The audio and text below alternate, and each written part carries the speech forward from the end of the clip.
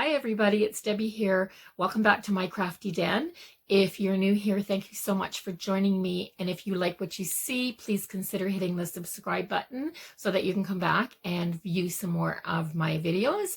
And if you are a returning subscriber, thank you so much for joining me today. I appreciate each and every single view. So let's get started. So today I'm working on a couple of ATC cards, and there's no theme with these. I just started with a piece of scrap packaging cardstock. I like to use the cardstock that's in the back of sticker packages and things like that because it's a nice size for a nice thickness for an ATC card. And I had the yellow corrugated cardboard, which was something else that came out of some packaging, and it was a really fine corrugated cardboard, so I kept it because I knew it would be perfect. So all I did was cut the scrap cardstock down to 2.5 by 3.5 inches, and then the corrugated card down to, I think I cut it to 1/8 of an inch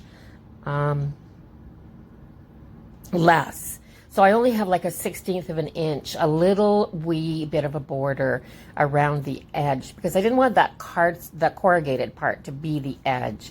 So the yellow was not the color I was going for, as you can see. So I'm just using a makeup sponge to paint on some white acrylic paint. And this is just craft store paint or a dollar store paint, nothing expensive. And I'm covering both cards. So then my base will be done. I'll have the white background and my base will be done. And at this point, while I'm covering it with white, I'm thinking to myself, the white is too blah. It's too blah. Now I wanted something subdued. I didn't want bright colors in my background. I didn't want to cover up the corrugated cardboard. I wanted that texture in there, those little ridges. And I decided at this point that I wanted to add some, so I just added some gold. I'm just checking out different colors of paint. And I decided on this gold. It's the gold metallic paint from Dollar Tree, I believe. They don't have the metallic paints at Dollar Tree all the time, but when they do, I grab them. And because $1.25 for these little paints is an awesome price. And so I just put it in the white paint in the little tray, as you can see, but I didn't mix it in. So when I'm putting my sponge into it, I'm picking up white and gold. So when I dab it onto the background, I'm making like a mottled color with a bit of white, a bit of gold, and nothing blended. And what it did is it gave it a little bit of a marbly effect, which I thought was really amazing. It looked really cool. You can't tell here, but I'm sorry, I'm out of focus or out of frame again. I'm always out of frame. I get carried away when I'm doing stuff and I don't think about the camera. I just think about what I'm doing. So a little bit of a dry with my heat tool.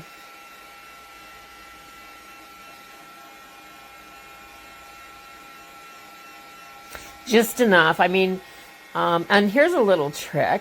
I'm blowing the heat onto the back of these because they start to curl. And I learned a long time ago that if your paper starts to curl up because you're blowing it with your heat tool, flip your paper over and put heat to the back side and it'll draw it back down again.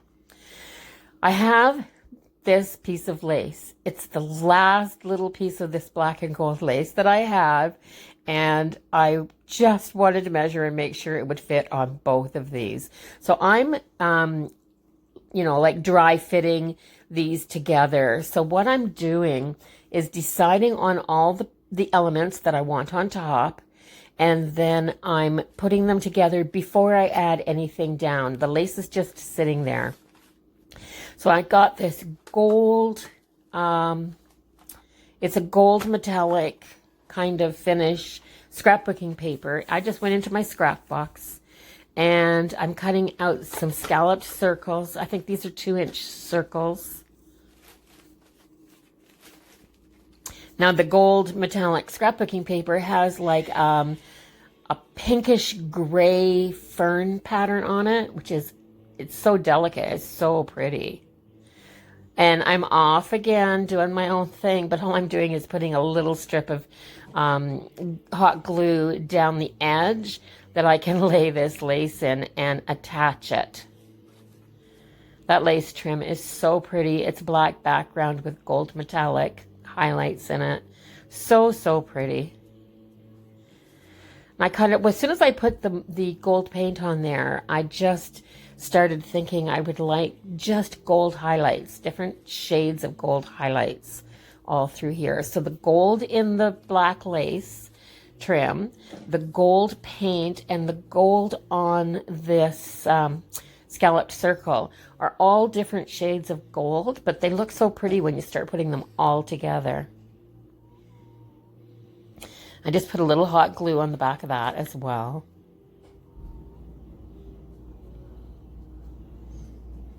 I've burnt myself so many times that I finally started using these little rubber silicone finger protectors from the Dollar Tree.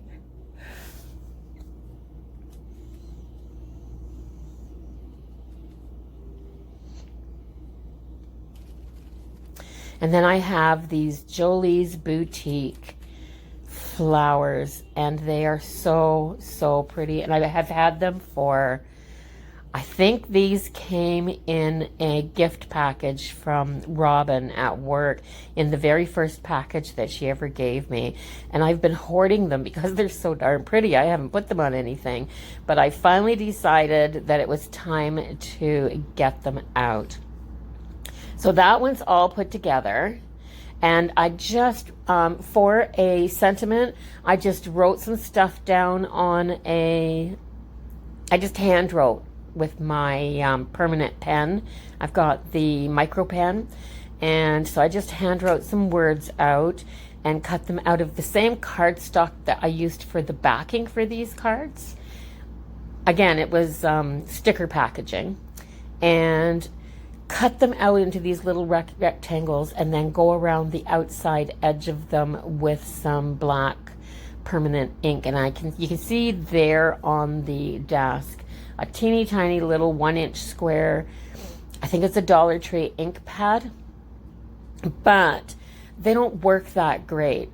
But I grabbed it anyway because I like working with the little ones when I'm doing small art projects like this, just for edging and things. And all I did was put my Ranger's permanent black ink into this. I've got the little bottle of refill, and I put it on this ink pad and use it. And yeah, it works great now. And it saves me from having to use my big ink pad.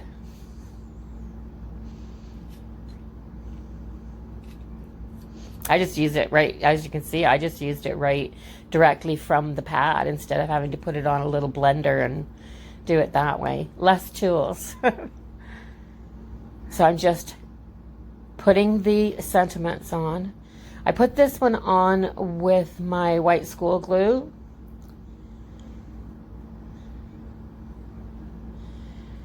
But I think I put the one on the other card on with my hot glue gun.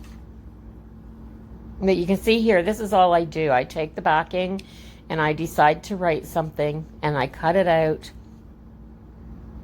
I'm never sure what I'm going to write. And sometimes I might write the same thing down, 4, 5, 6 times before I'm happy with my handwriting. I don't like my own handwriting, but I force myself to use it because I think writing the sentiments out gives your ATCs a little bit of a personal touch. I could use the Tim Holtz tiny words. I've got those, but I like doing it this way for some reason.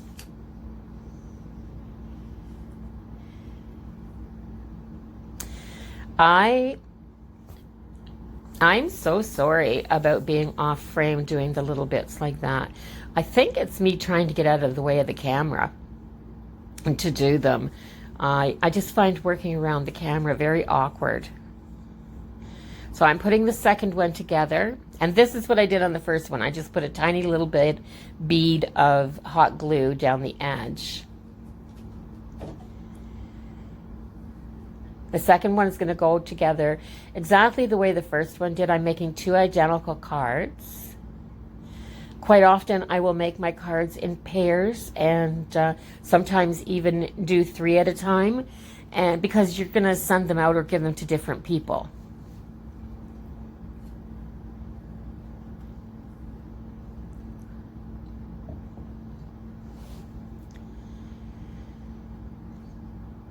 So you can see I'm just doing my own thing, or you can't see, I'm off doing my own thing. Thank goodness the card's in frame so you can see me putting it together, right? I love creating small bits of art. I haven't been doing it for a long time, and I do love creating little art pieces, these little cards and coins and pocket letters and things like that. So these flowers are flat. When you get them, the Jolie's boutique stickers, these ones were flat. Now they're all little individually placed petals, but there's rice paper and there's a little bit of vellum. So all I did with them was put my finger underneath, put my thumbnail on top, and then worked my thumbnail from the inside to the outside tip of the petals, and it curled the flowers up and made them very three-dimensional. So pretty. They just kind of pop off the paper now like a pond lily. Very similar to what you would do when you use your scissors to curl a piece of the curling ribbon on a package. And a different sentiment on this one. And that's the one thing I do. I could create a half a dozen cards the same, but I will throw a different sentiment on each one. I never throw the same sentiment on.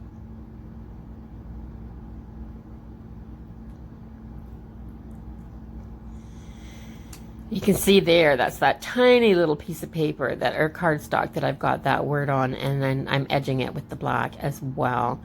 And I hot glued this one. I have no idea why I switched from my hot glue to my white school glue for the last sentiment. Everything else was hot glued on.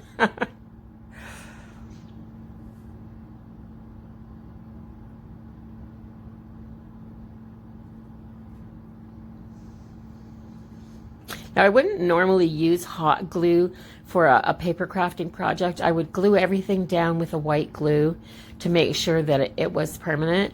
But my thoughts are most of these artist trading cards are kept in a sleeve. And people keep them in binders, collect them and keep them in binders and put them in little, like the hockey card collector sheets, those ones.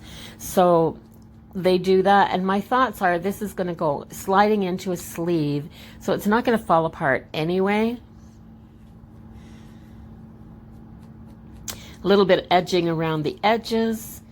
I pay a little special attention to the corners too, because it doesn't round the corners, but it gives them the illusion that the corners are rounded when you put a little bit more of the black on the corners. And the last touch, I'm going around with my micro pen with the permanent ink, and I'm just doing a stitch line right on the outside edge of the backer paper, just along the edge of that corrugated cardboard, just to finish it off and frame it.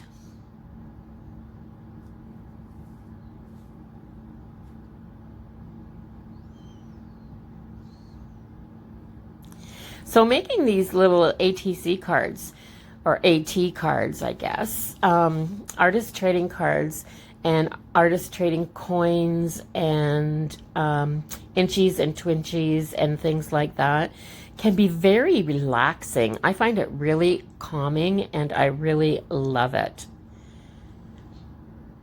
It's my, my time. This is my time to create when I'm doing little things like this. So other people might go have a hot bath and drink a glass of wine. I'd rather lock myself up in my craft room and do something like this. So this video is almost over. So if you enjoy watching me do these ATC cards and small art, let me know in the comments below. Let me know what you think of these cards. And by all means, if you like this video, please give it a thumbs up.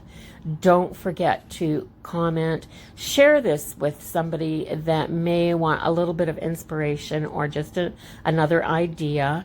And by all means, if you're not already a subscriber, please consider hitting the subscribe button and becoming part of my YouTube family. I would so much appreciate it, and it would help my channel out so much. So here's a close-up view of the two finished cards. The different bits of gold shine off the light in different ways, and I just think it's so pretty.